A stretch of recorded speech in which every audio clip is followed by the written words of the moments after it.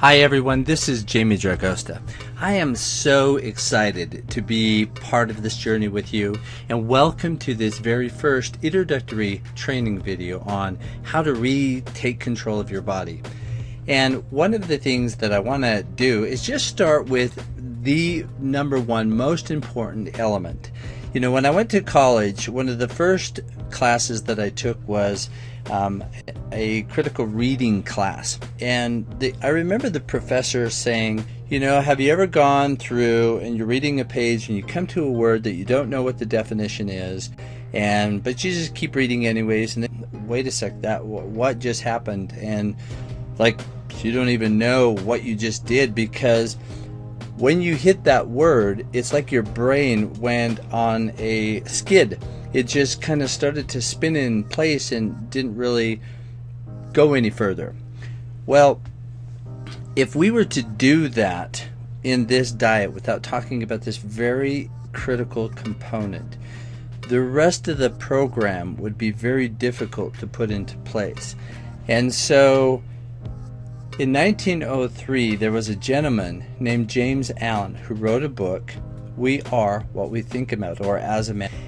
And that really kind of started a revolution of human development, of the world of psychology, which is, you know, one of my passions, but also human development and spiritualism all started to really kind of do this heavy push into this idea of we are what we're thinking, or we are what we think about. Now the reality is, this has been around for thousands of years. I mean, if you take some of history's greatest leaders, their political leaders, their religious leaders, and I'm talking hundreds, if not thousands of years ago, that they may have all had different dogmas or different belief systems or different career paths, but there was one thing that they all did agree upon, and that is we are what we think about. So the question is, how do we think? Well, George Bernard Shaw, who is a very famous author and playwright, he once wrote that 3% of the people think, 2% of the people think that they think, and 95% of the population would rather die than think. And when I heard that, I was like, whoa, people would rather die than think? This must be really tough business here.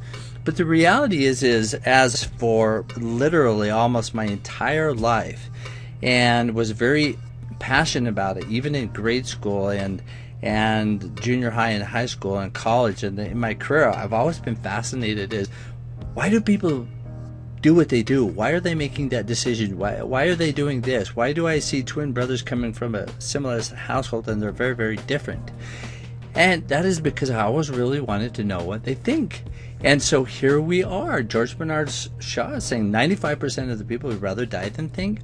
And as I've really started to understand how we think, I can understand why he would say that, because a lot of people are never taught how the human mind thinks. So when you think, we think in pictures. Knowing that information, now what do we do with it? Well, let's build upon it. If I were to ask you to think of your vehicle, your favorite truck or your favorite car, you could close your eyes or keep your eyes open, but a picture of that vehicle will flash onto the screen of your mind. And watch how powerful this is. Picture yourself standing in your front door of your house or your apartment, and you can see the door frame, you can see the knob, and you turn the handle and you walk in. Well, you're thinking about this on the screen of your mind, and you're thinking in pictures. You're not thinking letters. Everything that would come up in the picture isn't letters or dots or symbols. Well, they are symbols, but we interpret that as a picture. You can literally see the picture. So in 1933, there was a gentleman, he was a chiropractor, and he had a problem, like we're having a problem, like, okay, if we think in pictures, and we know that it's a picture that flashes onto the screen of our mind, and James's professor said if you hit a component that you don't really truly understand, everything gets foggy after that. So the word mind, what is mind? If I were to say, what does your mind look like? Most of us would think for a second, and then we'd say, well, it's our brain. Well, our brain is an organ in our body, but the brain is not the mind. So we would attach a picture that doesn't represent what it actually is. And so this gentleman, Dr. Thurman Fleet, he was a holistic doctor. And he didn't really like a lot of medical doctors because he thought they did a lot of treatment, even back in the 1930s, that really didn't need to happen. He felt that they were treating the symptoms of the disease or the illness rather than the cause of the sickness or the illness.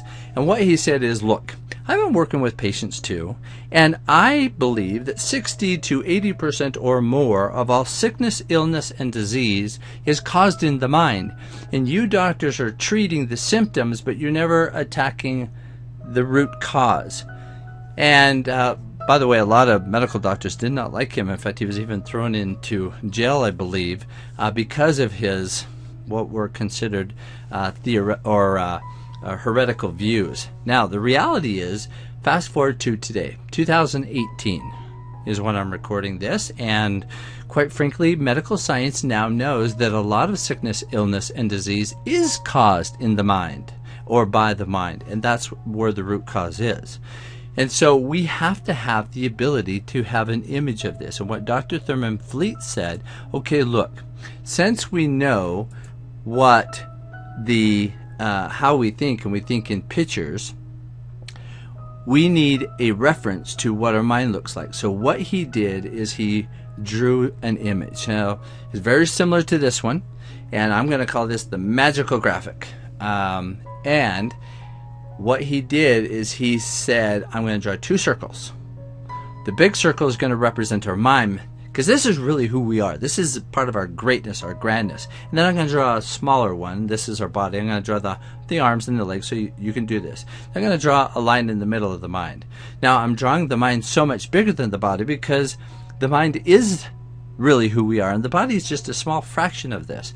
Now, the interesting thing is about, through my process of losing weight, we become so focused on the body that everything becomes about the body, and we lose or are never taught from the beginning how the mind works, and therefore our bodies kind of get out of whack and we get into sickness, illness, and disease. Now, the line drawn through the big circle or the mind separates us into the conscious mind and the subconscious mind. Okay? So we have conscious mind, subconscious mind. We're going to talk about these in just a second. Now, the conscious mind could also be known as your thinking mind. Your thinking mind. So we'll come back to that. And the subconscious mind could also be known as your emotional mind. So right now we have the big mind, and then we have two components: thinking mind, emotional mind. Now, in our emotional or in our conscious mind or our thinking mind, you choose your thoughts, and those thoughts are pictures. Okay, you end up coming and interpreting that as a picture eventually. Your thoughts sink down into your subconscious mind or your subconscious body, if you will, or your emotional body or your emotional mind, however we want to phrase that, and it causes feelings.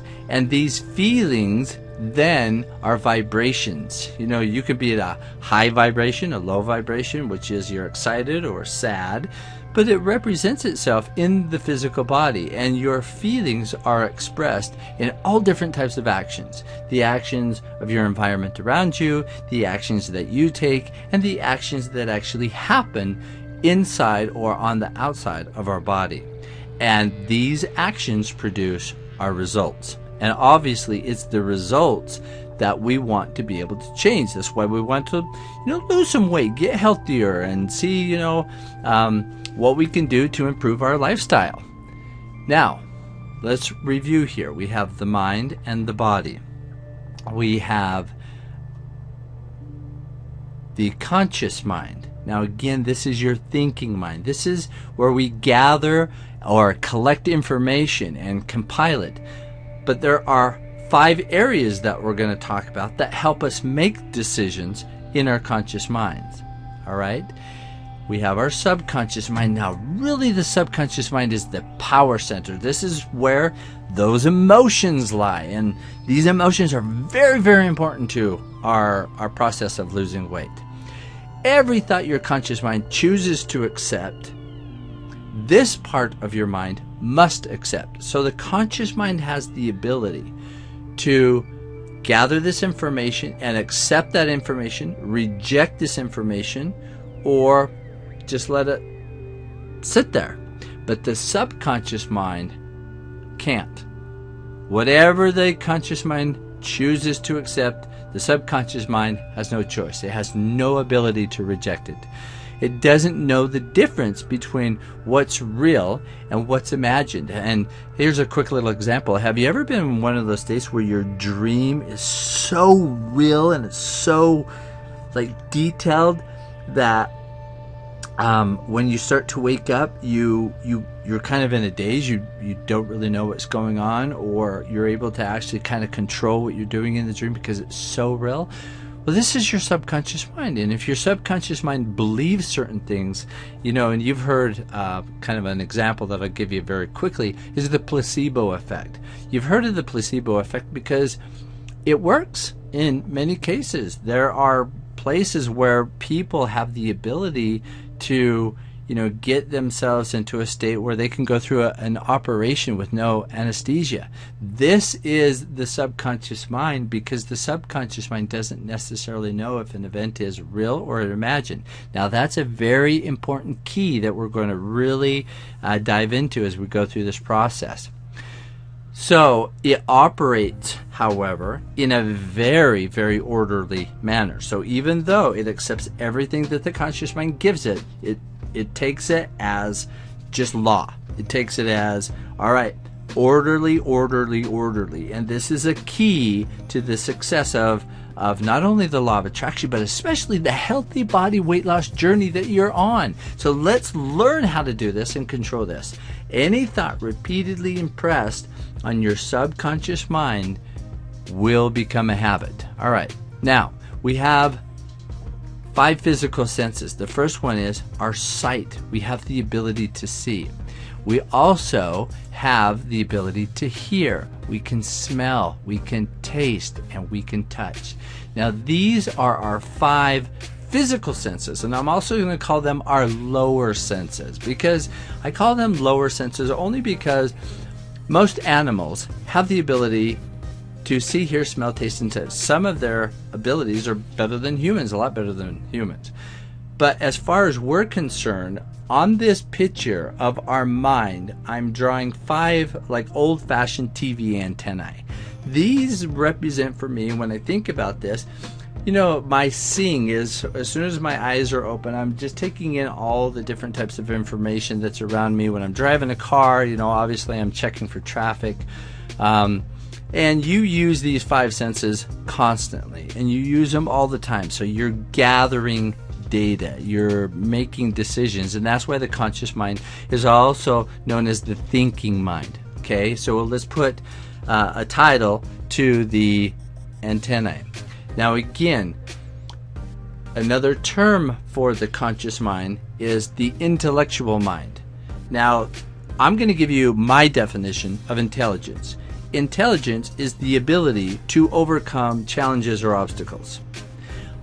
I used to work with, most of my clients were people who had PhDs or doctorate degrees. They were very, very, very, very smart men and women. They were very academic, but some of them weren't very intelligent.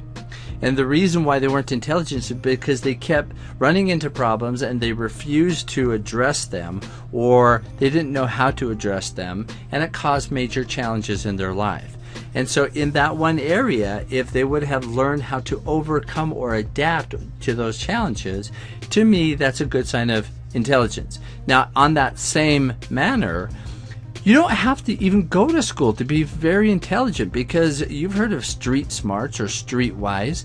Well, that is your ability in your world where you're overcoming different challenges to figure out the problems using, your in this case so far, I'm just representing the 5 physical senses to change the way that you're viewing this and attack the challenge or address it in a different manner.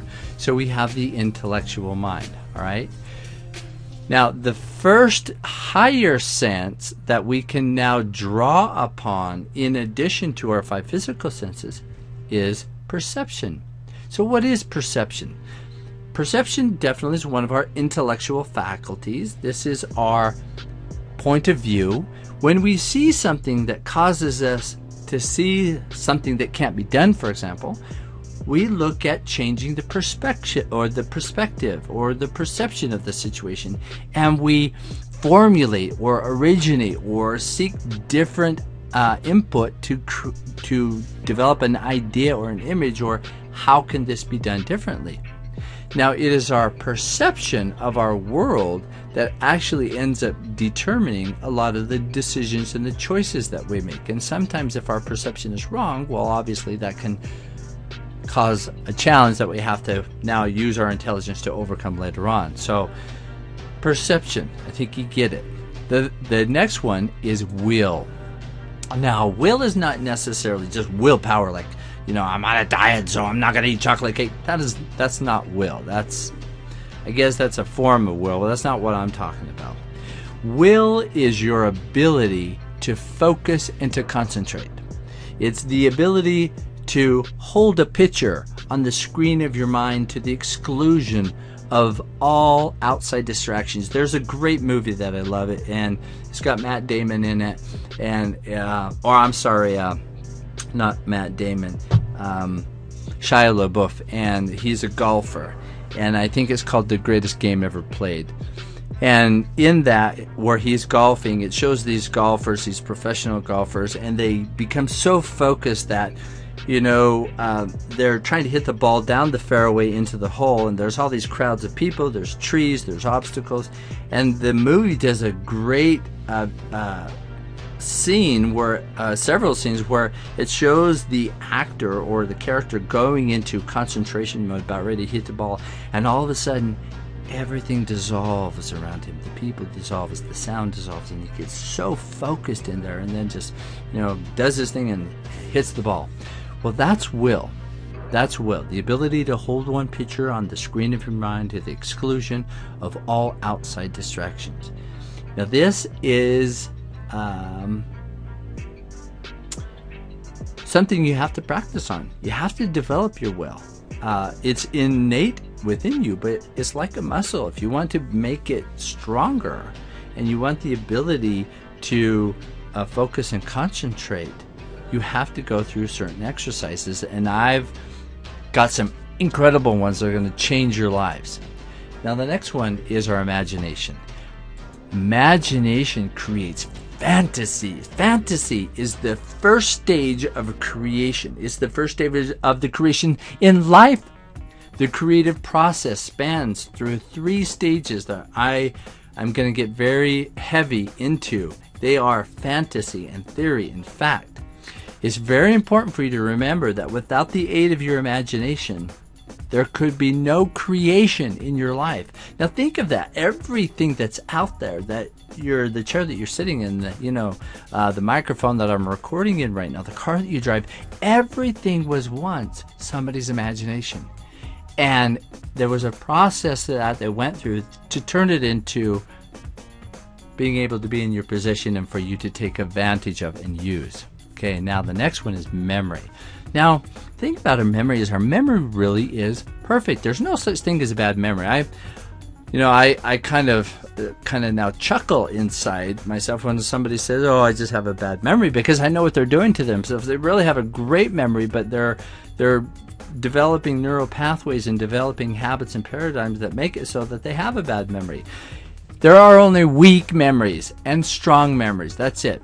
But there are exercises that you can do to strengthen your memory. Now, you may say, okay, Jamey, what does memory have to do with losing weight? Well, it has everything to do with it, because it's part of the whole. It's part of the whole you. It's part of your intelligence. And it's part of your ability to take control of your body so that you can lose the weight that you want to or regain your health. Now, the next one is intuition. Now, it is with your intuition that you pick up on what I'm going to say is vibrations. You pick up on vibrations and you translate those vibrations in your mind. Your intuition really permits you to know, and really to know that you know what's happening around you. One of my favorite authors, and a guy that I follow for a long time, is a guy named Wayne Dyer. And he said, and I love this, if prayer is us talking to God, intuition is God talking to us. And I believe that that is true. Now, we're going to get into where intuition comes from, how it works chemically in the body, how it works, how does your body interpret intuition, because intuition does become a very good, important, key component going forward in losing weight. It really does. It really, really does, and you're going to find out how. The choices that we end up making, and not just eating choices, or not just how we're taking care of our body, but well, you're just going to have to see how this plays into the whole here, because intuition really stems into a lifestyle choices that one makes. All right, so that statement will make a lot more sense as time goes on. And the last intellectual faculty that we have is reason, the ability to reason. Reason is what gives us that ability to think. Thinking is our highest function. Thinking is our highest function. So now we kind of know what George Bernard Shaw was talking about. It's the highest function. And the reason that most people don't do it is because they don't know how, number one. But number two, it takes a little bit of effort. Now, this is an effort where it's not necessarily physical effort, where this is a program like, okay, the answer is go jogging for 5 miles a day, drink water, and then have alfalfa leaf later in the day. No, it's nothing like that. All of those things are basically distractions. They are things that we're going to learn to be set up as fun if you choose that to be fun. But we are using our ability here in our highest function to get the physical results that we want in our lives. Now, all of those things, and believe me, I'm not saying, don't exercise, don't lift weights, don't do this or don't do this. I'm just saying we're going to help show you a path that you can find that you will stick to, number one, but that is built upon solid principles that have been around for thousands and thousands of years, that will not only allow you to become the physical you that you want to, but truly to become the incredible, loving, intellectual, brilliant, inspiring, I can accomplish anything you that you want. And I'm going to show you how to do that. I'm going to show you how I did it. And you're going to be able to take bits and pieces that resonate with you and apply them to your life. Now, this is not a one size fits all. There is no one program that will even work for two people, because those two people have little, even idiosyncrasies that make them unique. And so this has to be adapted to you, to your lifestyle, to your family, and make it work for you. All right, so that's the end of the introductory video of how do we think. So if you have any questions or comments, please email me. Now that you are all part of the closed group on Facebook, throw a question out there for the group, and let's answer that and talk about it and discuss that in an open forum. And I have the ability here to learn and to grow as much as all of you. The information and my experience that I'm going to share with you, you have just as much of an amazing journey that I'm looking forward to hearing from you, your thoughts, your opinions, and part of your journey and what really makes you you. All right, everyone, I appreciate it. Hope that you're feeling really good about this. This is a great start. Hopefully that vibration is starting to flow through your body. And again, email me back. Let me know that you watched this so that we can continue to develop and take control of your ideal body image.